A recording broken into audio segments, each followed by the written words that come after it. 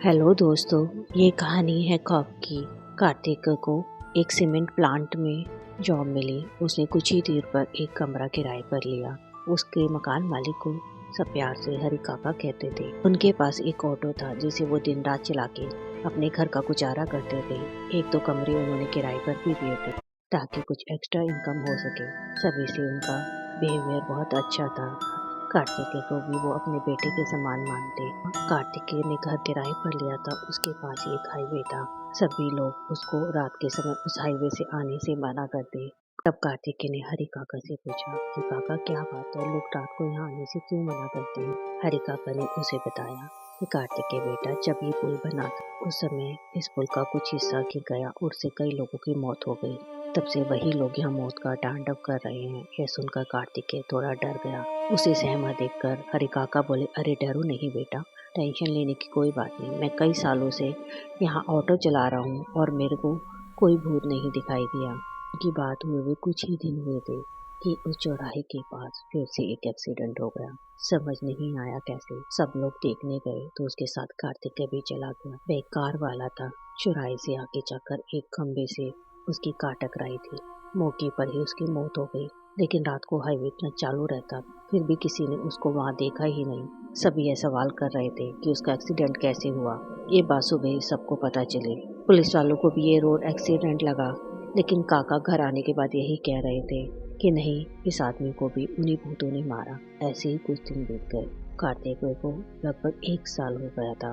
वो भी भूतों में यकीन नहीं करता, लेकिन जब सब बोलते तो उसका मन भी ना चाहते हुए मानने के लिए तैयार हो जाता।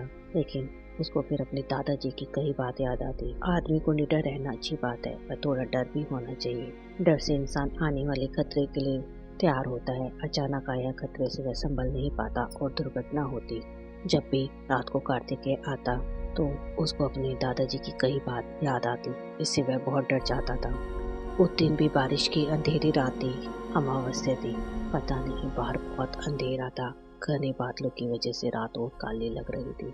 कार्तिकेय रात के 12:30 बजे उस चौराहे के पास से गुजरा। बारिश बहुत तेज हो रही थी। उसके पास छाता भी नहीं था। वह भीगते हुए घर की तरफ जा रहा था। घर उस चौराहे से थोड़ी ही दूर था। उसने बिना देखे जल्दी जल्दी घर की तरफ जाना शुरू किया। चौराहा पीछे रह गया, लेकिन उसे लगा कि चौराहे से कोई इसके पीछे चल रहा है, पर उसने पीछे मुड़कर नहीं देखा। बस वह चले ही जा रहा था। ऐसा लग रहा था कि घर अभी आ जाएगा, लेकिन वह घर नहीं पहुंच पा रहा था। घर सामने तो दिख रहा था, लेकिन पता नहीं उसको क्या हो गया। वह सिर्फ घूम ही जा रहा था। उसे समझ ही नहीं आ रहा था। उसे ये तो लग रहा था कि रात कुछ हुआ है, लेकिन वह उससे बाहर नहीं निकल पा रहा था। उसे ऐसा लग रहा था कि जैसे कोई उसको पीछे की तरफ ढकेल रहा है। कार्तिक के पीछे मुड़कर नहीं देखना चाहता था। वह सोच रहा था कि अगर वह पीछे मुड़कर देखेगा तो शायद डर जाए। अब कार्तिकेय बुरी तरह से थक गया था। वह चल भी नहीं पा रहा था और उसे ऐसे ही लग रहा था जैसे उससे कोई पीछे खींचे ले जा रहा है और वह खुद को छुड़ा नहीं पा रहा था। तभी अचानक एक ट्रॉली वाला उसके पास से हॉर्न मारते हुए गुजरा। उसे लगा जैसे वह किसी सपने से जाग गया। बारिश भी रुक गई थी। वह एक जगह रुका। उसने देखा आसपास कोई आहट नहीं थी। सुबह के 4 बज चुके थे। अब वह और नहीं चल पा रहा था। वह वहीं बैठ गया और सुबह का इंतजार करने लगा।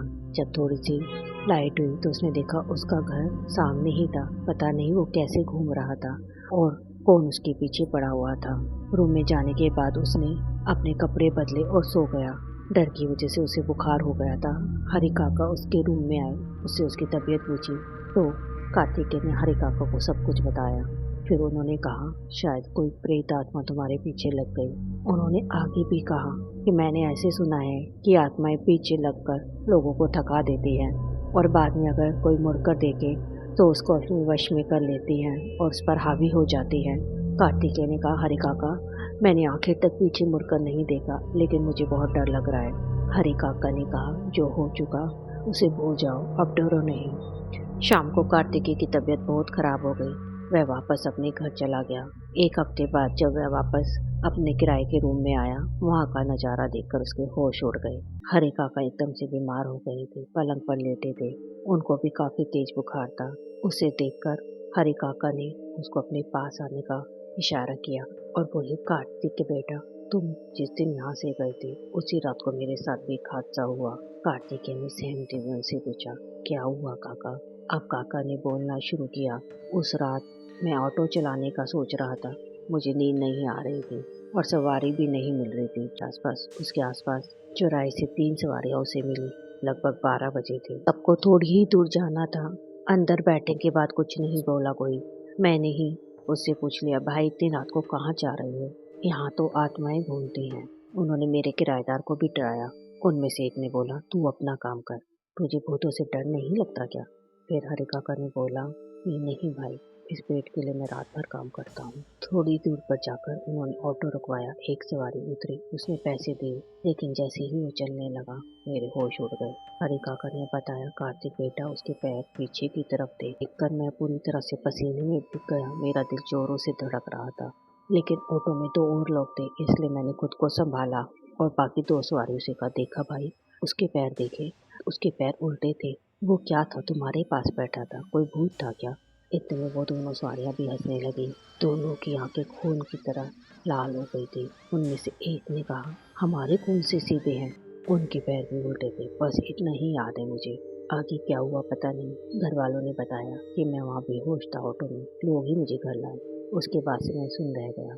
मुझे समझ नहीं आया कि आखिर ऐसा क्या हुआ। उसके बाद कार्तिक के काका से मिलकर वापस चला गया। उस दिन के बाद काका कभी ठीक ही नहीं हुए। बुखार कम भी नहीं हुआ उनका, अंदर से वो टूट गए थे। कुछ दिनों में खाना पीना भी बंद हो गया और एक दिन जब कार्तिक के प्लांट से वापस आया तो काका उन सबको छोड़कर चले गए थे। घर वाले रो रहे थे। उसी दिन उन्होंने एक पंडित को बुलाकर घर के लिए शांति हवन भी करवाया। कार्तिक को कुछ भी आसान नहीं लग रहा था। उसे कुछ अजीब लग रहा था। उसने वो घर बदल दिया, लेकिन उसके साथ जो हुआ उसका जवाब किसी के पास नहीं था।